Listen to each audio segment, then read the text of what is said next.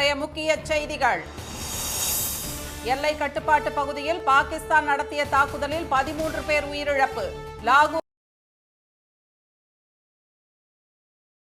உள்ளிட்ட முக்கிய நகரங்களில் ட்ரோன் மூலம் இந்தியா பதிலடி.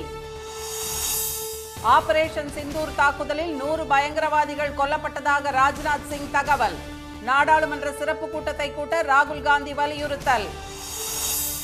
தமிழகத்தில் +2 தேர்வில் 95% மாணவர்கள் தேர்ச்சி. ஏழ்மையை வென்று குழந்தைகள் சாதனை படைக்க உதவிய பெற்றோர் நெகிழ்ச்சி. மன உறுதியுடன் சாதித்த மாற்றுத்திறனாளி மாணவரின் கோரிக்கை ஏற்பு. உடனடியாக உரிய சிகிச்சை அளிக்க ஸ்டாலின் உத்தரவு.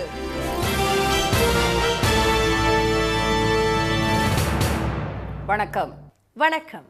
எல்லை கட்டுப்பாட்டு கோட்டு பகுதியில் போர் நிறுத்த ஒப்பந்தத்தை மீறி பாகிஸ்தான் படைகள் பீரங்கி மூலம் தாக்குதல் நடத்தியதில் அப்பாவி பொதுமக்கள் 13 பேர் பலியாகியுள்ளதாக வெளியுறவு அமைச்சகம் தெரிவித்துள்ளது. காஷ்மீரில் உள்ள பெஹல்காமில் கடந்த மாதம் 22ஆம் தேதி பாகிஸ்தான் ஆதரவோடு இயங்கி வரும் லஷ்கர் இ தொய்பா பயங்கரவாதிகள் நடத்திய துப்பாக்கிச் சூட்டில் 26 சுற்றுலா பயணிகள் பலியானார்கள். அதற்கு பதிலடி கொடுக்கும் விதமாக ஆபரேஷன் சிந்தூர் என்ற பெயரில் பாகிஸ்தானில் உள்ள 9 பயங்கரவாத முகாம்கள் மீது இந்திய ராணுவம் நேற்று அதிகாலை ஏவுகணைகளை வீசி தாக்கியது. இதில் 70 பயங்கரவாதிகள் கொல்லப்பட்டதாகவும் 60க்கும் மேற்பட்டோர் காயமடைந்ததாகவும் தெரிவிக்கப்பட்டது. இந்நிலையில் இந்தியா பாகிஸ்தான் இடையிலான எல்லை கட்டுப்பாட்டு கோட்டு பகுதியில் அமலில் உள்ள போர் நிறுத்த ஒப்பந்தத்தை மீறி பூஞ்ச் மாவட்டத்தில் பாகிஸ்தான் படைகள் வெடிகுண்டு தாக்குதல் நடத்தியுள்ளதாக வெளியுறவுத்துறை அறிவித்துள்ளது. இந்த தாக்குதலில் பொதுமக்கள் 13 பேர் கொல்லப்பட்டதாகவும் தெரிவிக்கப்பட்டுள்ளது. ஆபரேஷன் சிந்தூர் தாக்குதலை தொடர்ந்து எல்லையோர கிராமங்களை குறிவைத்து பாகிஸ்தான் ராணுவம் தாக்குதலை தீவிரப்படுத்தியுள்ளதால் அங்குள்ள மக்களிடம் அச்சமும் பீதியும் அதிகரித்துள்ளது. தாக்குதல் நிறுத்தப்பட்டு அமைதி நிலவ வேண்டும் என்பதே தங்கள் எதிர்பார்ப்பு என்று ஊரி கிராம மக்கள் தெரிவித்தனர். रात को जब 1:30 बजे इन्होंने फ़ोन किया कि हमारे यहाँ गोला पड़ा है, तो हमें ये सब कुछ जल गया है, ख़त्म हो गए और ज़ख्मी हैं. तो बाद में ये भागे ऊपर कहीं सेफ जगह पे. 2021ஆம் ஆண்டு முதலே எல்லை கட்டுப்பாட்டு பகுதியில் பாகிஸ்தான் ராணுவம் பலமுறை அத்துமீறி வருவதாக கூறியுள்ள வெளியுறவு அமைச்சகம், ஜனவரி முதல் ஏப்ரல் வரையிலான 4 மாதங்களில் மட்டும் 15 முறை போர் நிறுத்த ஒப்பந்தத்தை மீறி இருப்பதாக குற்றம் சாட்டியுள்ளது. இந்நிலையில் பாகிஸ்தான் ராணுவம் நேற்றிரவு நடத்திய தாக்குதலுக்கு பதிலடி கொடுக்கும் விதமாக அந்நாட்டில் லாகூர் உள்ளிட்ட இடங்களில் அமைக்கப்பட்டுள்ள வான் பாதுகாப்பு கவச அமைப்புகள் செயலிழக்க செய்யப்பட்டிருப்பதாக பாதுகாப்பு அமைச்சகம் அறிவித்துள்ளது. இதனிடையே இந்தியாவின் வடக்கு மற்றும் வடமேற்கு மாநிலங்களில் உள்ள ஸ்ரீநகர், ஜம்மு, லே, அமிர்தசரஸ், பதான்கோட், சண்டிகர், ஜோத்பூர், ஜெய்சால்மர், ஷிம்லா, தர்மசாலா, ராஜ்கோட், குவாலியர் உள்ளிட்ட முக்கிய நகரங்கள் மீது பாகிஸ்தான் ட்ரோன்கள் மூலம் தாக்க வாய்ப்பு இருப்பதால் அங்குள்ள 21 விமான நிலையங்களை மூட மத்திய அரசு உத்தரவிட்டுள்ளது. ஆபரேஷன் சிந்தூர் நடவடிக்கையில் 100க்கும் மேற்பட்ட தீவிரவாதிகள் கொல்லப்பட்டதாக பாதுகாப்பு அமைச்சர் திரு ராஜ்நாத் சிங் தெரிவித்துள்ளார். பாகிஸ்தானில் உள்ள பயங்கரவாதிகள் முகாமை குறிவைத்து இந்திய ராணுவம் நடத்திய ஆபரேஷன் சிந்தூர் நடவடிக்கை குறித்து விளக்கமளிக்க அனைத்துக் கட்சி கூட்டம் டெல்லியில் இன்று நடைபெற்றது. நாடாளுமன்ற நூலக கட்டடத்தில் பாதுகாப்பு அமைச்சர் திரு ராஜ்நாத் சிங் தலைமையில் நடந்த இக்கூட்டத்தில் அமைச்சர்கள் திரு அமித்ஷா, திரு ஜெய்சங்கர், எதிர்க்கட்சித் தலைவர் திரு ராகுல் காந்தி, காங்கிரஸ் தலைவர் திரு மல்லிகார்ஜுன கார்கே, திமுக நாடாளுமன்ற குழு தலைவர் திரு TR பாலு உள்ளிட்ட பலர் கலந்து கொண்டனர். அப்போது பேசிய திரு ராஜ்நாத் சிங், ஆபரேஷன் சிந்தூர் தாக்குதலில் 100 பயங்கரவாதிகள் கொல்லப்பட்டிருப்பதாக கூறியதாக தெரிகிறது. இரு நாடுகளுக்கும் இடையே பதற்றத்தை அதிகரிக்க இந்தியா விரும்பவில்லை என்ற அவர், அதே சமயம் பாகிஸ்தான் தாக்குதல் நடத்தினால் அதை எதிர்கொள்ள இந்தியா தயாராக இருப்பதாக கூறியதாக செய்திகள் வெளியாகியுள்ளன. கூட்டத்தில் பேசிய திரு கார்கே, மிக முக்கியத்துவம் வாய்ந்த இக்கூட்டத்தில் பிரதமர் திரு மோடி பங்கேற்காதது ஏன் என்று கேள்வி எழுப்பினார். மத்திய அரசு எடுக்கும் நடவடிக்கைகளுக்கு காங்கிரஸ் முழு ஒத்துழைப்பு அளிக்கும் என்ற திரு ராகுல் காந்தி உடனடியாக நாடாளுமன்ற சிறப்பு கூட்டத்தை கூட்டுமாறு கேட்டுக்கொண்டார். திமுக சார்பில் பேசிய திரு TR பாலு, பயங்கரவாதிகளை ஒடுக்க மத்திய அரசு மேற்கொள்ளும் அனைத்து நடவடிக்கைகளுக்கும் தமிழ்நாடும் தமிழக அரசும் திமுகவும் முழு ஒத்துழைப்பு வழங்கும் என்றார். அதே சமயம் பயங்கரவாதிகளை கண்டறிவது என்ற பெயரில் குறிப்பிட்ட ஒரு மதத்தினரை மட்டும் குறிவைத்து செயல்படுவதை தவிர்க்க வேண்டும் என்று அவர் கேட்டுக்கொண்டார். இந்திய ராணுவம் பயங்கரவாதிகளை அடையாளம் காண்பது, யார் அவர்களின் பின்னால் இருந்து இயக்குவது என்பதை கண்டறிந்து இதுவரை காணாத அளவு தண்டனை வழங்கப்படும் என்று பிரதமர் கூறியிருக்கிறார். பயங்கரவாத இயக்கம் அதனுடைய ஆதரவாளர்கள் மட்டுமே கண்டறியப்பட்டு தண்டனை வழங்கப்பட வேண்டும் என்று கலந்துரையாடல் நிகழ்ச்சியில் நான் தெரிவித்திருக்கிறேன். ஆக ஒரு பர்டிகுலர் ரிலிஜனை மனசில் வச்சுட்டு எந்த நடவடிக்கையும் ஏற்கக்கூடாது. கூட்டத்திற்கு பிறகு செய்தியாளர்களிடம் பேசிய நாடாளுமன்ற விவகாரத்துறை அமைச்சர் திரு கிரண் ரிஜிஜு அனைத்து கட்சி கூட்டத்தில் அரசியல் கடந்த முதிர்ச்சி வெளிப்பட்டதாகவும் நாடு சவாலை எதிர்கொண்டிருக்கும் நேரத்தில் மத்திய அரசின் நோக்கத்தை உணர்ந்து அனைவரும் தங்கள் ஆதரவையும் நல்ல ஆலோசனைகளையும் வழங்கியதாகவும் தெரிவித்தார்.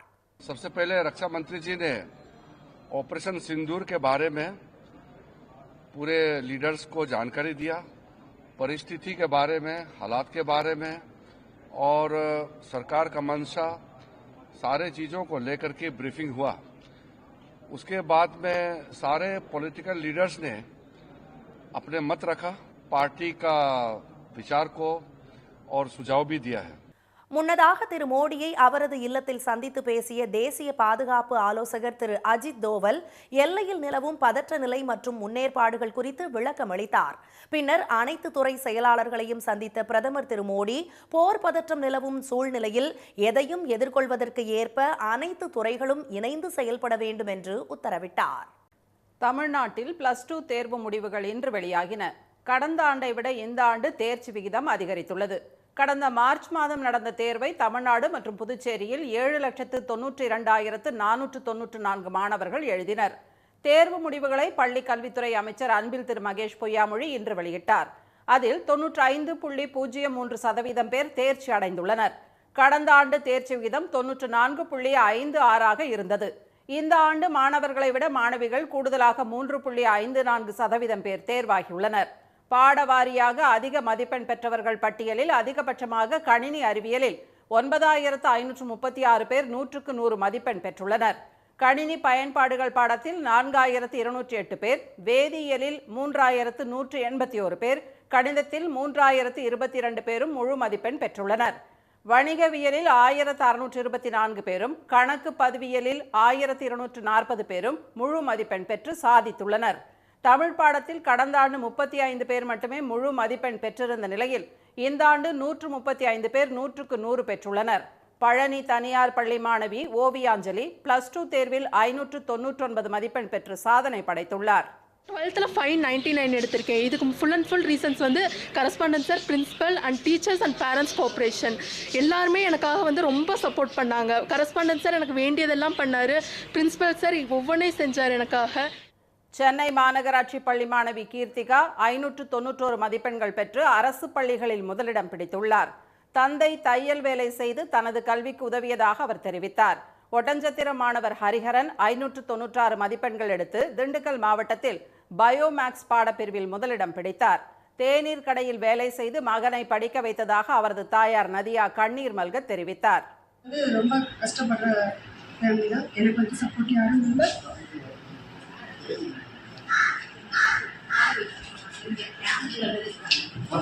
எனக்கு ஃபேமிலி சப்போர்ட் யாரும் இல்லை, நான் தனியாக இருக்கேன். ஒர்க் பண்ணுறேன். என் பையனுக்காக இவ்வளோ கஷ்டப்பட்டேன், அவன் எனக்கு பேர் வாங்கி கொடுத்துட்டாங்க. 98.82% தேர்ச்சியுடன் அரியலூர் மாவட்டம் முதலிடம் பிடித்துள்ளது. அதிக தேர்ச்சி விகிதத்தில் ஈரோடு, திருப்பூர், கோவை, குமரி, சிவகங்கை மாவட்டங்கள் அடுத்தடுத்த இடங்களை கைப்பற்றியுள்ளன. தேர்ச்சியில் சென்னை 23வது இடம் பிடித்துள்ளது. 90.79%துடன் கடைசி இடத்தில் வேலூர் உள்ளது. புதுச்சேரியில் 98.57% பேரும், காரைக்காலில் 98.12% பேரும் தேர்வாகியுள்ளனர். தமிழ்நாட்டில் 436 அரசு பள்ளிகள் உள்பட 3074 மேல்நிலைப் பள்ளிகள் 100% தேர்ச்சியை பதிவு செய்துள்ளன. அரசு பள்ளி மாணவர்களின் தேர்ச்சி விகிதம் 91.94% உள்ள நிலையில் பழங்குடியினர் நல பள்ளிகள் 95.5% தேர்ச்சியை அடைந்துள்ளன.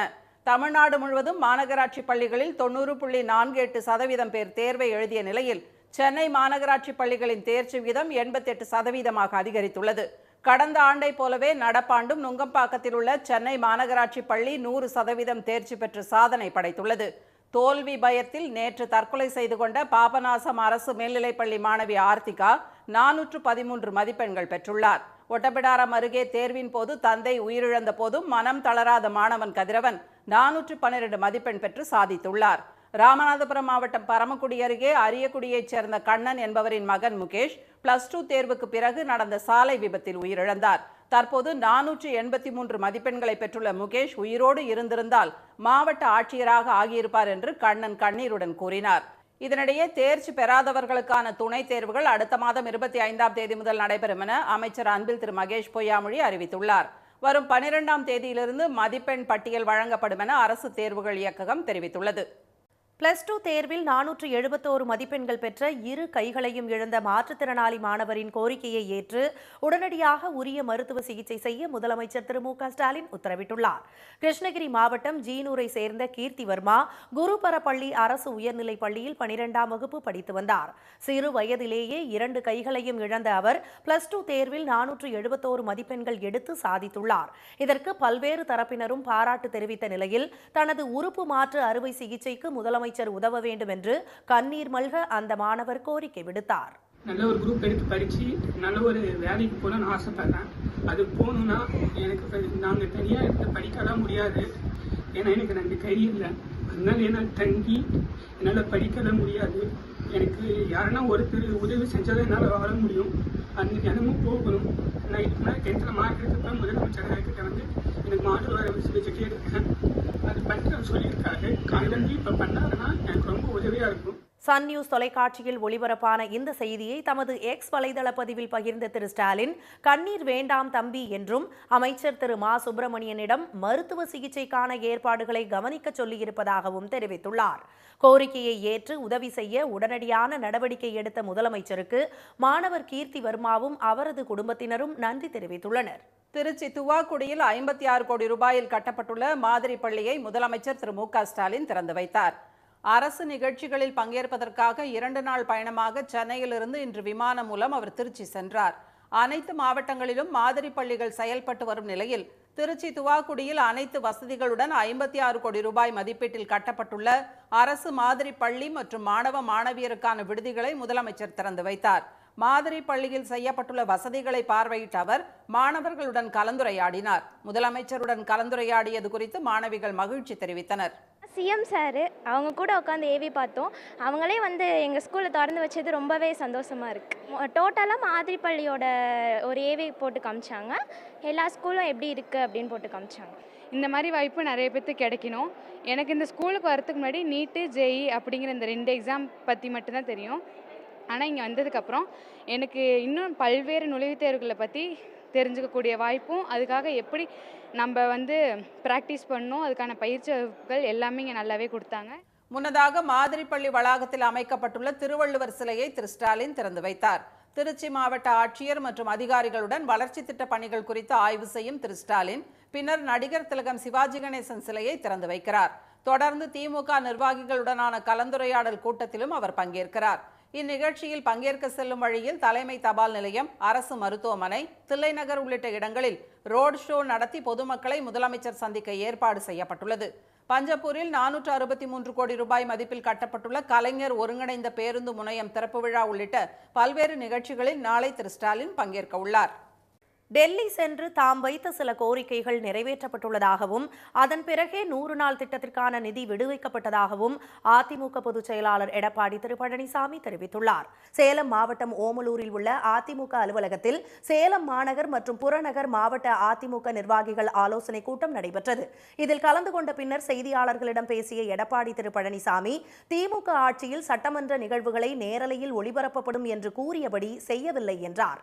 தேமுதிகவுக்கு மாநிலங்களவை சீட் கொடுப்பது குறித்து பின்னர் தெரிவிக்கப்படும் என்றும் அதிமுக கூட்டணியில் மேலும் சில கட்சிகள் சேரவுள்ளதாகவும் அவர் தெரிவித்தார். அண்மையில் டெல்லி சென்றபோது தாம் வைத்த சில கோரிக்கைகள் நிறைவேறியுள்ளதாகவும் திரு பழனிசாமி கூறினார். நான் ஏற்கனவே டெல்லி சென்று உள்துறை அமைச்சரை சந்தித்த பொழுது தமிழ்நாட்டிற்கு தேவையான நிதி பல துறைகள் வராமல் நிலுவையில் இருக்கின்றது, அதை விடுவிக்க வேண்டும் என்று கோரிக்கை மனு கொடுத்தோம். அதன் அடிப்படையிலே 100 நாள் வேலை திட்டத்திற்கு தேவையான நிதியை ஒதுக்கீடு செய்திருக்கின்றார். அதோடு மெட்ரோ ரயில் திட்டம் கட்டம் 2க்கு நிலுவை நிதி அதையும் ஒதுக்கீடு செய்திருக்கின்றார். ஜாதிவாரி கணக்கெடுப்பு எடுக்க வேண்டும் என்று அண்மையில் அறிவித்திருக்கின்றார். ஆக நாங்கள் கொடுக்கப்பட்ட சில கோரிக்கைகள் நீங்கள் நிறைவேற்றப்பட்டது. பயங்கரவாதத்தை ஒட்டுமொத்தமாக அழிக்க வேண்டும் என்ற அடிப்படையில் பாகிஸ்தானில் உள்ள தீவிரவாத முகாம்களை அழிக்கும் நடவடிக்கையை இந்திய அரசு மேற்கொண்டதாக குறிப்பிட்ட திரு பழனிசாமி, இதற்காக முப்படைகளுக்கு அதிமுக சார்பில் வாழ்த்துக்களை தெரிவித்துக் கொள்வதாக கூறினார். சித்திரை திருவிழாவின் முக்கிய நிகழ்வுகளில் ஒன்றான மதுரை மீனாட்சி சுந்தரேஸ்வரர் திருக்கல்யாணம் வெகு விமரிசையாக நடைபெற்றது. பல வண்ண மலர்கள், பழங்கள், பச்சரிசி, நவதானியம், வெட்டிவேர் உள்ளிட்டவற்றால் திருக்கல்யாண மேடை அலங்கரிக்கப்பட்டிருந்தது. வேத மந்திரங்கள் முழங்க, மங்கள வாத்தியங்கள் ஒலிக்க, மீனாட்சி அம்மனுக்கு வைரத்தால் ஆன மங்கள நாண் அணிவிக்கப்பட்டு திருக்கல்யாணம் கோலாகலமாக நடைபெற்றது. இதைத் தொடர்ந்து அங்கு கூடியிருந்த திருமணமான பெண்கள் புதிய தாலி கயிற்றை அணிந்து கொண்டனர். மதுரை சேதுபதி மேல்நிலைப்பள்ளி வளாகத்தில் திருக்கல்யாண விருந்துக்கு ஏற்பாடு செய்யப்பட்டிருந்தது. விருந்து உண்ட பக்தர்கள் திருக்கல்யாண மொய்யெழுதி பிரசாதம் பெற்றுக் கொண்டனர். மீனாட்சி கல்யாணத்தையொட்டி மதுரை நகரமே விழாக்கோலம் பூண்டிருந்தது. இனி வருவது செய்தி துளிகள். தமிழக அமைச்சர்கள் திரு துரைமுருகன், திரு ரகுபதி ஆகியோரின் இலாக்காக்கள் மாற்றப்பட்டுள்ளன. திரு துரைமுருகனிடம் இருந்த சுரங்கம் மற்றும் கனிம வளத்துறை திரு ரகுபதிக்கு ஒதுக்கப்பட்டுள்ளது. அவர் கவனித்து வந்த சட்டத்துறை திரு துரைமுருகனிடம் ஒப்படைக்கப்பட்டுள்ளது. நீர்வளத்துறையுடன் சட்டத்துறையையும் திரு துரைமுருகன் கவனிப்பார். திரு ரகுபதி இயற்கை வளங்கள் துறை அமைச்சராக அறிவிக்கப்பட்டுள்ளார். கல்வி நிறுவனங்களில் நடைபெறும் நிகழ்ச்சிகளுக்கு 10% கேளிக்கை வரி விதிப்பதற்காக தமிழ்நாடு அரசின் சட்ட மசோதாவுக்கு ஆளுநர் திரு RN ரவி ஒப்புதல் அளித்துள்ளார். கடந்த டிசம்பர் மாதம் சட்டப்பேரவையில் இந்த மசோதா நிறைவேற்றப்பட்டது. கோவை வெள்ளியங்கிரி கோவில் பக்தர்கள் பாதுகாப்பிற்காக சின்னத்தம்பி என்ற 2வது கும்கி யானை வரவழைக்கப்பட்டுள்ளது. கடந்த சில வாரங்களாக பூண்டி வனப்பகுதியிலிருந்து யானை ஒன்று அடிக்கடி கோயில் வளாகத்தில் புகுந்து கடைகளை சேதப்படுத்தி வருகிறது. அதை விரட்ட கடந்த வாரம் நரசிம்மன் என்ற கும்கி யானை வரவழைக்கப்பட்டது. தற்போது சின்னத்தம்பியும் வரவழைக்கப்பட்டுள்ளது. இந்த சின்னத்தம்பி யானை 5 ஆண்டுகளுக்கு முன்பு தடாகம், ஆனைக்கட்டி பகுதியில் விவசாய நிலங்களை சேதப்படுத்தியதால் பிடிக்கப்பட்டது. அடர் வனப்பகுதியில் விடப்பட்ட அந்த யானை 100 கிலோமீட்டர் மக்களை தொல்லை செய்யாமல் பயணித்து மீண்டும் கோவைக்கு வந்தது என்பது குறிப்பிடத்தக்கது. தஞ்சை அருகே உள்ள ஐயம்பட்டி கிராமத்தை தனி ஊராட்சியாக அறிவிக்க கோரி தஞ்சை தலைமை தபால் நிலையம் முன்பு 300க்கும் மேற்பட்டோர் உண்ணாவிரத போராட்டத்தில் ஈடுபட்டனர். ஒரத்தநாடு ஊராட்சி ஒன்றியத்தில் உள்ள அந்த கிராமம் ஆதனக்கோட்டை, பாச்சூர், பொய்யுண்டார் கோட்டை, வடக்கூர், தெக்கூர் ஆகிய 5 ஊராட்சிகளில் இருப்பதால் கூட்டுறவு சங்கத்தின் மூலம் மானிய விலையில் உரம், 100 நாள் வேலை உள்ளிட்ட நலத்திட்டங்களை பெற முடியாமல் தவிப்பதாக கிராம மக்கள் கூறினர். 5 ஊர்களாக எங்கள் ஊரை கூறுபட்டு வச்சுருக்காங்க. ஆனால் இந்த போராட்டத்தின் பிறகு எங்கள் ஊர் ஒரு பஞ்சாயத்து ஆகிறதுனுடைய எங்களுடைய கடைசி கோரிக்கை. எங்கள் ஊரில் உள்ள அனைத்து மக்களும் விவசாய கூட்டுறவுல கடன் வாங்க கிடையாது, யாருக்கும் கொடுக்குறதில்லை. அதே மாதிரி வர்ற அனைத்து நலத்திட்ட உரங்களாக இருந்தாலும் சரி, மற்ற சலுகைகளாக இருந்தாலும் சரி கிடைக்கல. இன்றைய வர்த்தக முடிவில் மும்பை பங்குச்சந்தை குறியீட்டு எண் சென்செக்ஸ் 412 புள்ளிகள் சரிந்து 80,335 புள்ளிகளாக இருந்தது. தேசிய பங்குச்சந்தை குறியீட்டு எண் நிஃப்டி 141 புள்ளிகள் குறைந்து 24,274 புள்ளிகளாக நிறைவடைந்தது. சென்னையில் இன்று ஆபரண தங்கத்தின் விலை சவரனுக்கு 440 ரூபாய் அதிகரித்து ஒரு சவரன் 73,040 ரூபாயாகவும், ஒரு கிராம் 9,130 ரூபாயாகவும் உள்ளது. வெள்ளி விலை கிராமுக்கு 1 ரூபாய் குறைந்து 110 ரூபாயாக உள்ளது. மீண்டும் இன்றைய முக்கிய செய்திகள். எல்லை கட்டுப்பாட்டு கோட்டு பகுதியில் போர் நிறுத்த ஒப்பந்தத்தை மீறி பாகிஸ்தான் படைகள் நடத்திய பீரங்கி தாக்குதலில் பொதுமக்கள் 13 பேர் பலியானதாக வெளியுறவு அமைச்சகம் தெரிவித்துள்ளது. ஆபரேஷன் சிந்தூர் நடவடிக்கையில் 100க்கும் மேற்பட்ட தீவிரவாதிகள் கொல்லப்பட்டதாக பாதுகாப்பு அமைச்சர் ராஜ்நாத் சிங் தெரிவித்துள்ளார். தமிழ்நாட்டில் +2 தேர்வு எழுதிய மாணவர்களில் 95% பேர் தேர்ச்சியடைந்துள்ளனர். இத்துடன் இந்த செய்திகள் நிறைவடைகின்றன. மீண்டும் சன் டிவியில் செய்திகள் காலை 7:30 மணிக்கு. செய்திகளை உடனுக்குடன் தெரிந்து கொள்ள QR கோடை ஸ்கேன் செய்து சன் நியூஸ் வாட்ஸ்அப் சேனலுடன் இணைந்திருங்கள். வணக்கம்.